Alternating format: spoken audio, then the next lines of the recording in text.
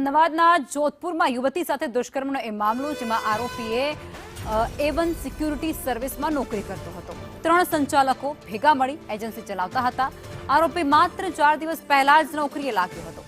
પોલીસે security agency સામે કાનૂની કાર્યવાહી શરૂ કરી છે અને તેમના પર PSARA એક્ટ હેઠળ ગુનો નોંધી આગળની તજવીજ હાથ ધરી છે.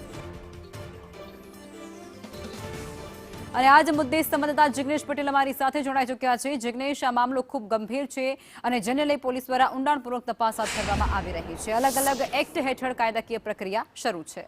વિગતો શું? જો લખમાં આખા કેસ પર નજર કરીએ તો ગઈકાલે મોડી રાત્રે યુવતી જ્યારે પોતાના ફ્લેટના છત પર ચાલવા નીકળી હતી તે સમયે 9 થી 11 વાગ્યાના દરમિયાન આ બનાવ બન્યો હતો. બનાવની ગંભીરતા સમજી અને રાત્રે જ પોલીસની 10 ટીમો બનાવી અને જે સિક્યુરિટી ગાર્ડ હતો તેની શોધખોળ કરવામાં આવી. વહેલી સવારે તેની ધરપકડ કરવામાં આવી છે. ધરપકડ બાદ જે સિક્યુરિટી ગાર્ડ છે તેની પૂછપરછ કરતા સામે આવ્યું કે તે 4 દિવસ પહેલા જ નોકરીએ લાગ્યો હતો અને નોકરીએ લાગ્યા બાદ તેને આ યુવતી પર ગઈકાલે રાત્રે જે દુષ્કર્મ આચરવામાં આવ્યું ત્યારબાદ તે ફરાર થઈ ચૂક્યો હતો. જે કંપનીના સિક્યુરિટી ગાર્ડ છે, જે સિક્યુરિટી ચલાવનાર કંપની ચલાવનાર જે 3 માલિકો છે તેના વિરુદ્ધ પણ પોલીસ હવે કાર્યવાહી કરી રહી છે, કારણ કે તેમને જે સિક્યુરિટી ગાર્ડ છે તેનું પોલીસ વેરિફિકેશન કરાવ્યા વિના આ રીતે જોબ પર રાખ્યો હતો અને તેને સીધો પોતાના ફ્લેટ ઉપર સિક્યુરિટી તરીકે મૂકી દીધો હતો.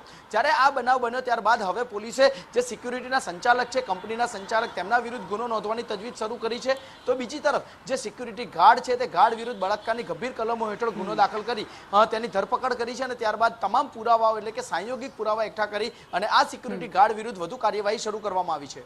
જી, આભાર.